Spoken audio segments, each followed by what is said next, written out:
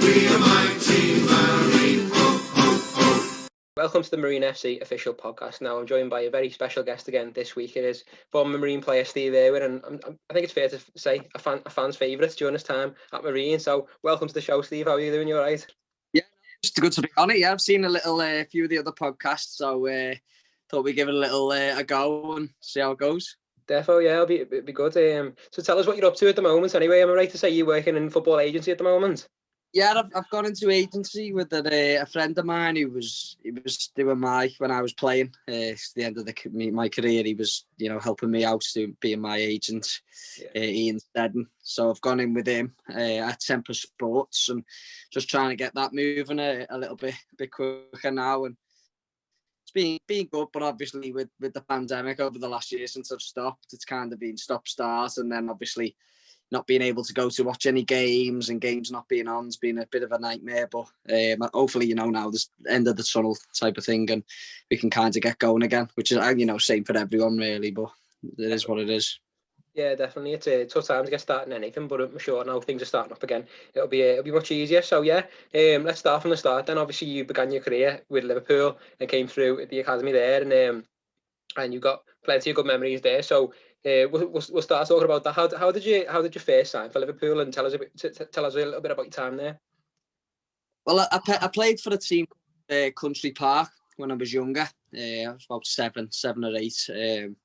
And a guy who ran that, Ian Barragan, is the head scout at Liverpool, and so I played for him, and he asked me to come along to do some trials and do some training up at Melwood. It was at the time. The academy was just getting built, so I went up there for the year. I was in and out playing, and then they offered me obviously a year to serve at under nines. So obviously as a Liverpool fan, I was delighted. I signed straight away, and literally from then it was just year on, and stayed and all the way through, and left when I was 21. So started when I was 7 and left when I was 21. So I was there for a long time, 13, 14 years. So yeah, it was good. That's amazing. 13 years at Liverpool. Not many people can say that. That's absolutely fantastic. And then you must have some fantastic memories there. Who's some of the names that you train with? Did you get involved with any first team players at all? Yeah, well, I was training with the first team around the Roy Hodge, end of Rafa's time. Obviously, like Torres and Gerrard, Alonso, all that type of team. And then to the start of Roy Hodgson. So that was like towards the end of my time where I was in and around the first team squad then. But, they were all first class, and obviously training with them, obviously they're heroes growing up, especially like, when you're a young lad, and Stevie and stuff like that. And then obviously you're playing with them, but it's not necessarily playing with them. It's just like the normal people in the end. When you start playing with them, you put them on this pedestal, and they're your heroes, and then you're staying up, and they're just asking how you are. Oh yeah, come on, like now, and just like a normal day. So it's a bit surreal at first, but an amazing experience. That's fantastic. What a start to your career as well. And then obviously you moved on to different countries as well. Is it Netherlands, Finland, and Denmark? So tell us about why you decided to leave England in the end, and how was it to be like a young footballer abroad in terms of trying to make your name in different countries? Yeah, I mean, I was interested in. I always wanted to just try and go abroad and play different countries, different cultures. I don't really know. I couldn't really put my finger on the main reason why. It was just something I was always interested in. So when I left Liverpool, we had a few options at home, but nothing that was taking a fancy or concrete. And it came up to go to Holland, and I thought, why not give it a go? And so I was there for 6 months. Didn't work out as well as we would have liked, but it was a good experience, especially like life experiences as well. Obviously living abroad, a complete different culture from what I grew up with, and but it was great. And I look back now and I appreciate, obviously, how amazing it was, and the difference of, not necessarily, sometimes you might not like it at the time when you were there, but you look back from obviously my age now, and it was like is a bit of an eye opener, because I'd never lived anywhere from Liverpool, never mind abroad. So to go straight over to Holland, it was interesting, to say the least. Yeah, That's fantastic. And obviously you moved around as well. There was a Finland after that and Denmark as well. How did you go about finding them moves? Finland was when I went to Holland, and then I pulled my hamstring, so I snapped my hamstring, so I was out for a long time. So it was like towards the end of the season in England, and I'd been out for like 18 months. So to try and get games was a bit of a nightmare, because obviously a lot of teams in England didn't want to spend any money. They were trying to just get through to the end of the year. So an opportunity came up. A guy I know who's looking after players said, there's teams in Finland and they play throughout the summer. So they were just fully into their games. So I was like, okay, yeah, I'll give it a go. So got in contact and like, yeah, we'd love you to come over. I think they had like about 12 games left at the time. So I went over there, and that was amazing. That was really good, and I enjoyed that. And it was the manager at the time at Jaro was Ermolenko, who played for Russia, Spartak Moscow over there, a big name, and he was a really nice fella, really nice guy. So I enjoyed that, and it just got me games. I played within 2 months, played 12 games straight away from not playing in 18 months. Kind of gave me that little get go again. So then when I came back, I was ready to kind of move on then and try different things. So, and then that's when Denmark, I ended up going to Denmark, which was an amazing experience too. So that was a good one as well. You managed to get some game time out there, yeah. Yeah, when I went there, they were in the Champions League playoffs at the time, and they got knocked out, so they went into the Europa League. So I was training there, and then I pulled my hamstring again, which was just a nightmare, because it was a massive opportunity, for a club at that size at the time, Aalborg.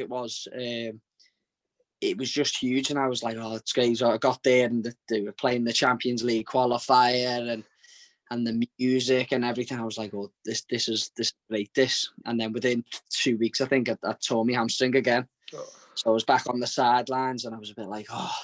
And it was a weird one, really, because I ended up being out there for about 7 months, and I hardly played, obviously, with my hamstring.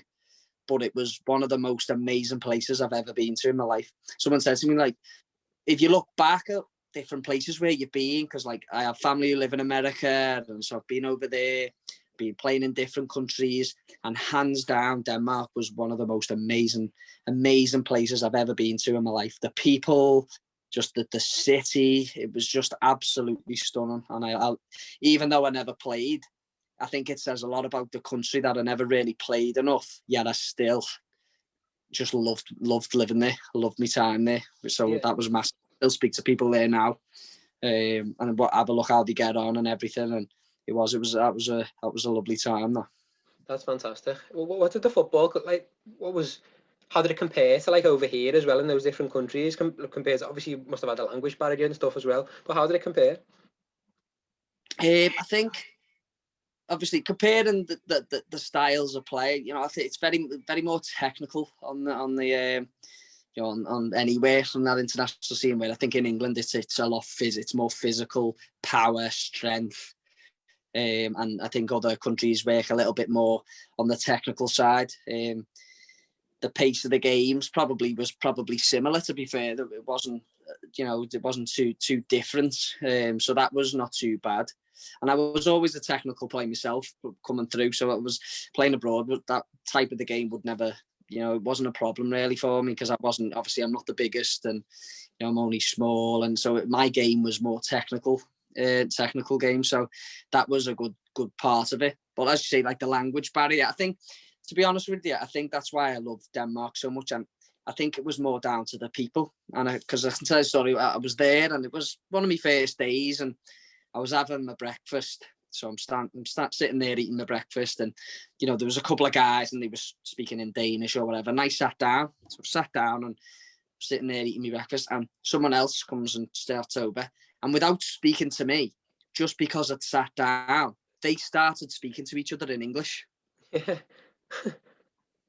You can't really explain how much that helps you and makes you feel more part of the, just being more part of it. So, because I could start getting into the conversation then and speaking with them, just literally just out of the fact of them just thinking, oh, he sat down, let's just speak English. And they were all Danish, could have just carried on speaking Danish. Yeah.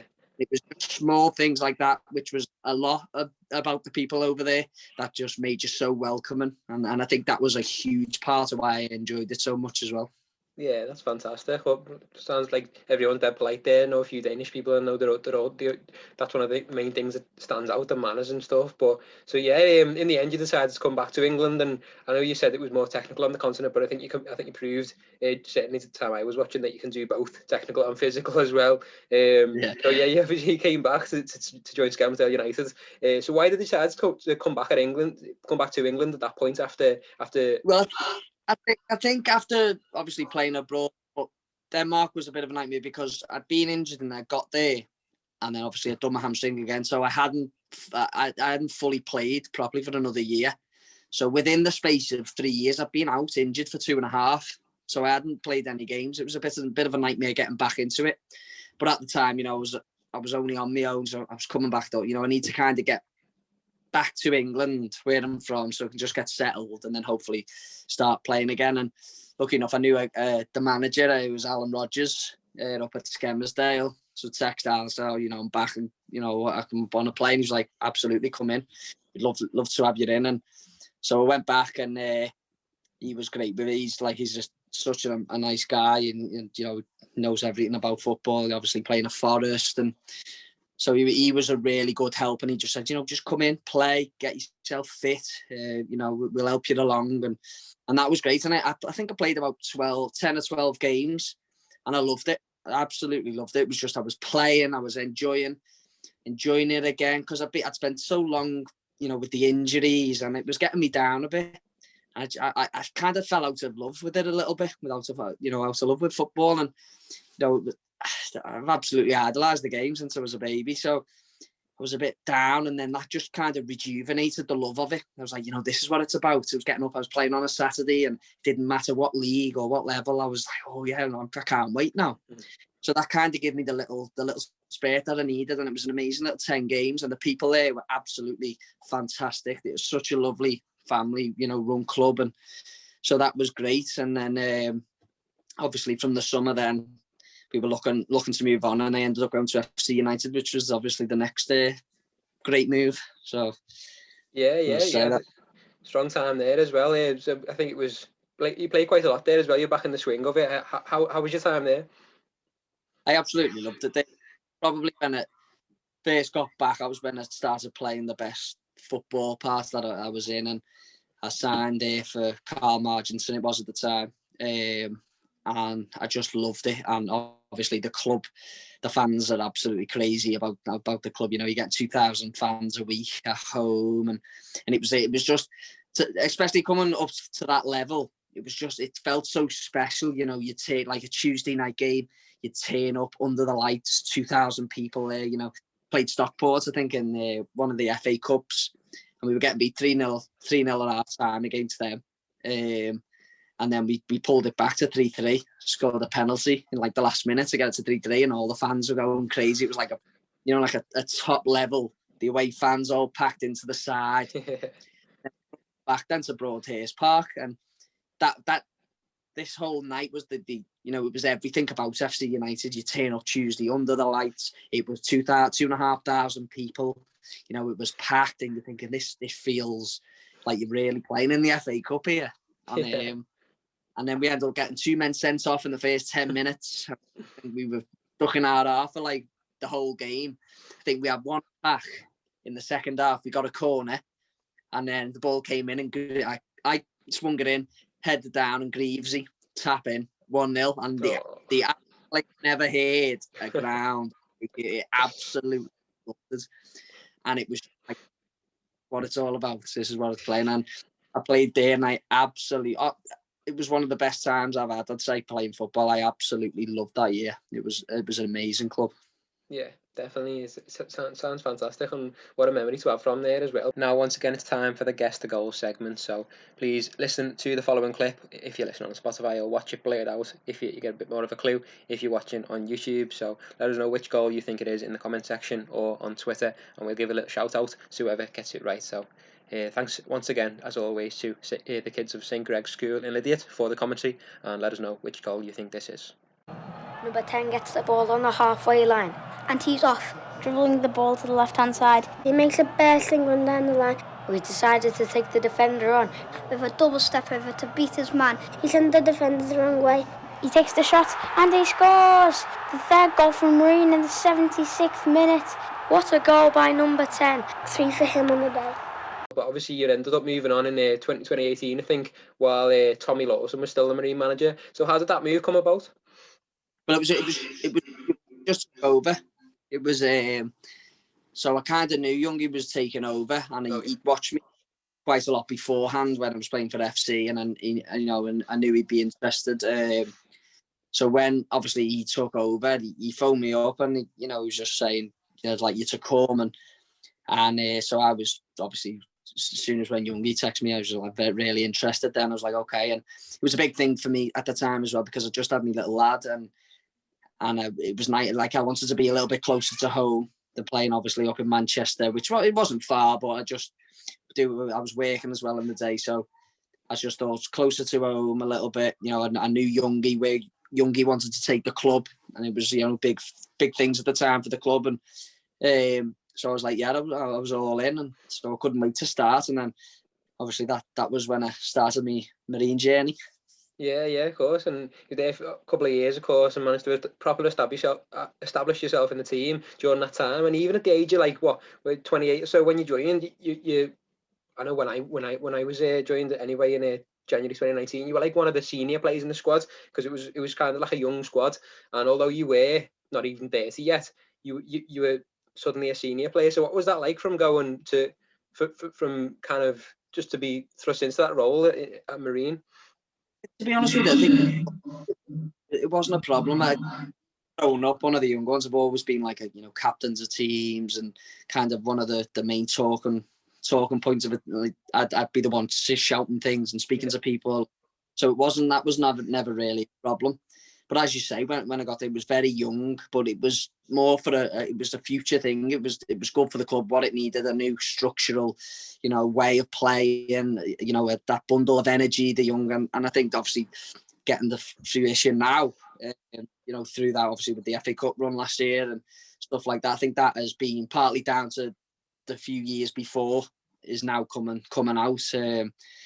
But I when I started playing, and the lads, I'd never been in a team with like that camaraderie. We had such a laugh, everyone was buzzing just to come into training, and I think that definitely now is kind of showing through, because most of the young lads stuck there and they've stayed together, rather because, as you know yourself, at that level there's such a turnaround of players all the time, and you don't know where you are from the next minute. That nucleus of the team's actually stayed together. Yeah. And I think that only helps in the long run, and I think we're seeing that now. Definitely, it's important to non-league, and especially after experience like they've had now, hopefully that team will stay together, which is what we've said a lot recently in terms of after experience and something like that. Hopefully those young lads will remain together as a team, and that's a massive advantage at non-league when, as you say, it changes up all the time. But yeah, so, what was your best memory during your time at Marine? Would you say? Because I know you had some good times there, some bad times there. Obviously, we suffered the relegation and stuff like that as well. But one of my favourite memories during the start of my spell at Marine was you seemed to, whenever you hit the ground after the challenge, you bounced up and went straight to the ref's face. And you're always, but no, that's part of your game. Another part of your game was spraying passes out as well. And honestly, I'd say that you were definitely one of the better quality players I'd seen at this level. So what was your best memory during your time at Marine? Do you know what? I don't really have a pinpointed memory of the Marine. I just, the overall aspect of my time there was just amazing. Obviously the people who run the club are first class, such nice people first and foremost, and you can see how much it means to them. Like you're coming in maybe sometimes and it's a bit shattered today, and it's there and you realise how much it means to them, and that gives you a little boost and a little kick. And it didn't matter, it didn't matter. I've always been the same. It didn't matter what game it was or where it was or who it was against. As soon as I started playing, I had to try and be the best. I had to run the most. I tackles with me head and everything. I put it all on the line. That's just the way I am. But I think the people at Marine, they gave you that bit of why you'd want to do it. You know, you see them after the game and you talk to them on the coach on the way back, and the passion for the game, the passion for the club meant so much, and that's what I love, because my passion was for the game as well. So I loved doing that for them, as well as the football club. And I think my time there was, as I say, wasn't pinpointed. It was just the whole experience of it, with the fans and the people and everything was really amazing, and I loved every minute of it. Really did.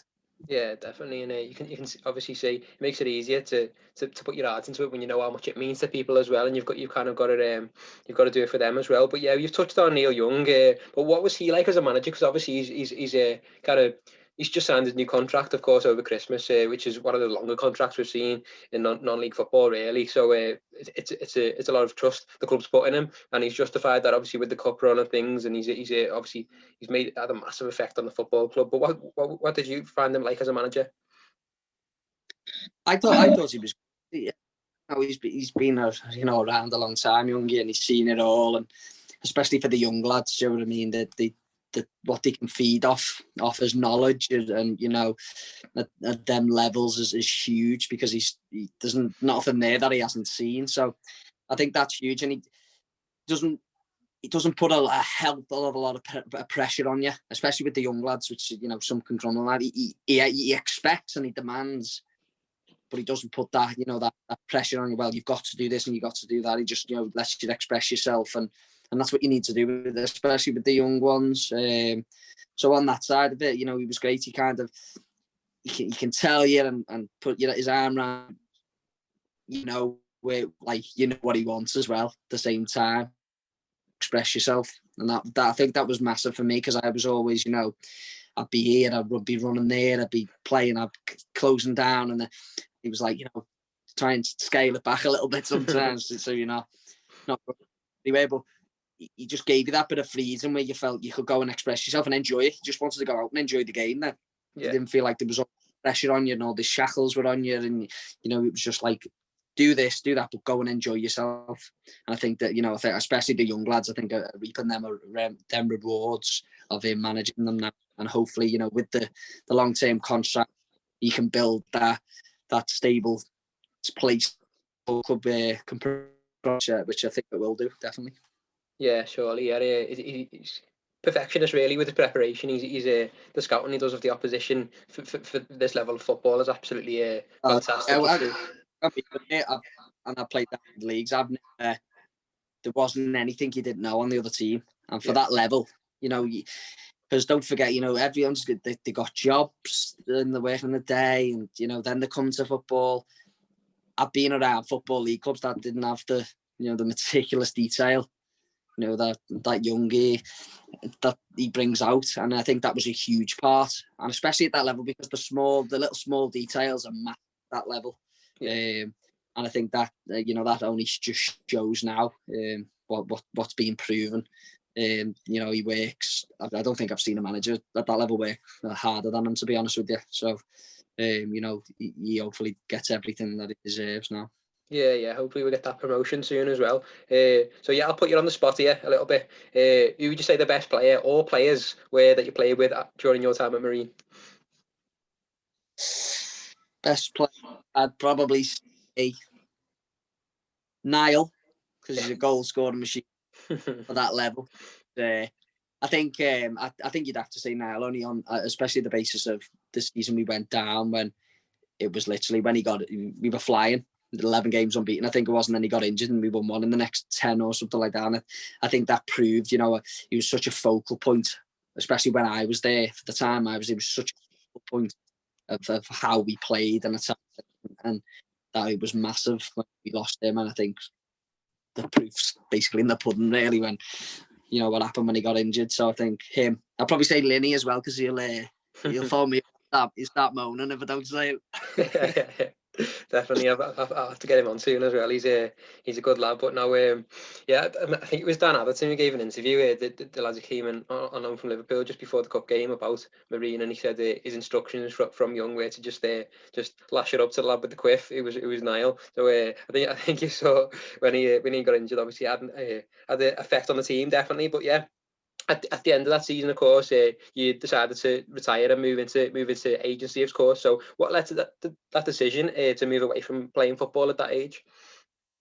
I think over my time, obviously, I had a lot of injuries, and do my hamstring twice, tearing it twice, and I got back to play. I hadn't played for a few years, and then I got back to playing, and it was fine and it was okay. But then I think towards the latter couple of years, I started getting niggles and problems, and it was more the thing people couldn't see. It was more like, so I'd play on a Saturday and I couldn't move on a Sunday. I couldn't get up. Yeah. It was taking me, little lad was trying to play with me and I couldn't even move. I was just like sitting in, like my legs had near. And it was because obviously with my hamstrings and stuff like that. And it was always a thought in the back of my mind that I wanted to go into agency. And, I kind of played professional football all my life. And so football was more or less the only thing that I did. And, so job-wise, I didn't really have any other jobs. And so I was thinking, I'm having a lot of problems with my legs, especially the last year in Marine. I think I got 7 different injuries and it was just constant. I was in for like a couple of weeks and then I'd be back out for a couple of weeks and then I was in, and it was just starting to really get to me a little bit. And so in the end, I thought about it a lot, and I thought, I've enjoyed and loved that last few years, and I just thought, I'll just I'm happy to stop now, do that, hopefully move on to stay in the game, obviously with the agency, the game I love, but kind of just go and do something else and enjoy it. And hopefully, the next few years that'll work well for me. Definitely. We wish you the best of luck with that, of coming out of the pandemic. Hopefully it'll be more successful. Obviously it's been a difficult time, but yeah. What have you made of during this difficult time? We've had a shining light, which has been the cup run. So what have you made of the cup run, and how much have you managed to watch of it?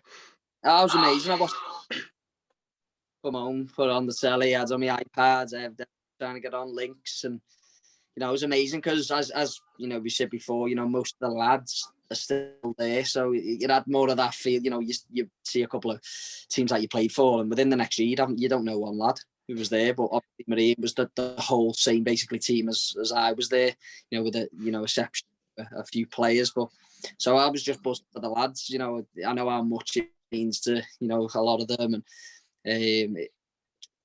the buzz around it, yourself on the social media, and it was just like I had all my mates phoning me saying, "You stop playing and now they're playing Tottenham," and I was like, "Oh, don't." But picked up and remembered on the text Youngie, speak to the lads and tell them all good luck and go and enjoy it and everything, and it was just amazing to see. And as you say, not just for the players, but as we talked about before, all the people that work for the club and support the club and around the club. It was a huge year for them, and to see the happiness and the excitement and all that on their faces just made it even more better. Yeah, definitely, and hopefully from that as well. I know financially the club's in a much better place with the virtual ticket scheme and things like that, and we've got a strong team who seem to be looking to stick together, and the manager who signed a long-term contract, so hopefully things are on the up for Marine. And we've got, although there's a little bit of restructuring in the league possibly going on, subject to FA approval, of course, but I think there's going to be a little bit of a restructure. So what do you see for Marine in the near future? Do you think we can get that promotion and push on?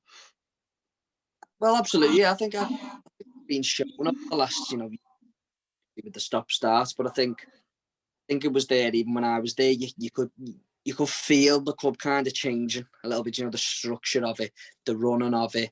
It was kind of, when they got Youngie, the professionalism of the club kind of just made that little turn. And I think when I left, and I said to Neil at the time, and I was like, you can feel it's going places now. They have that concrete base to work from, and the lads are coming in the same kind of team, and then obviously with the cup run last year and the financial help that brings, which is huge obviously for that, that in them leagues it's absolutely massive, because you're not worrying from game to game, and that sometimes can change the mindset or how you work and how you do things, which might not help the club for years to come, because it's all about just doing it now. Where I think this kind of gives the basis to the club to kind of build from and not be too pushy or worried, because the long-term base is obviously promotion, which I don't think will be long at all. Hopefully next year. Yeah, hopefully, fingers crossed. But yeah, it's been absolutely fantastic speaking to you anyway. It's been I'm hoping some young footballers listen as well, because it's an inspiration. Some of the stuff that you've gone out and done at a young age to go abroad like that. It's been fantastic hearing the stories of that, which I've wanted to hear for a while. So it's fantastic to hear from you. But yeah, before we leave you, have you got any final message for the Marine fans who are listening? No, just hello to everyone. Hi to everyone. You know, I think that they'll still be riding that wave of the FA Cup wave for a long time, and rightly so. But you know, all I can say, I love my time there. It was, you know, one of the best times of my playing career. You know, the enjoyments and everything. Obviously, we had massive lows, but we had some great highs as well. And you know, it'll be a place that'll always stay in my heart. And you know, I'll always be looking out for me, you know, for a while yet. So long may that continue, and hopefully, you know, a good future is in the ready and waiting. Definitely, yeah, and we hopefully see you back down at the NCA at some point as well. I know when I told some of the people, like I told Paul here yesterday that you were coming on, he was speaking fondly of you. So I'm sure it'd be great to see you back down at the NCA at some point soon. But yeah, thanks a lot for coming on. It's been an absolute pleasure talking to you. So yeah, as I say, thanks a lot for coming on. Not a problem. Thanks for having me. It's been a pleasure. So yeah, and thanks a lot for everyone who's listened as well. So I hope you've enjoyed the podcast, and as I say, give a listen to all the others as well. We've spoken to some fantastic people so far. We've had a few of the players on. We've had former Spurs player as well, Gary Mabber. We've had a few people involved around the cup run and things like that. So make sure you give the other episodes a listen as well. So yeah, thanks a lot for listening, and join us next time on the Marine FC official podcast. We are mighty Marine.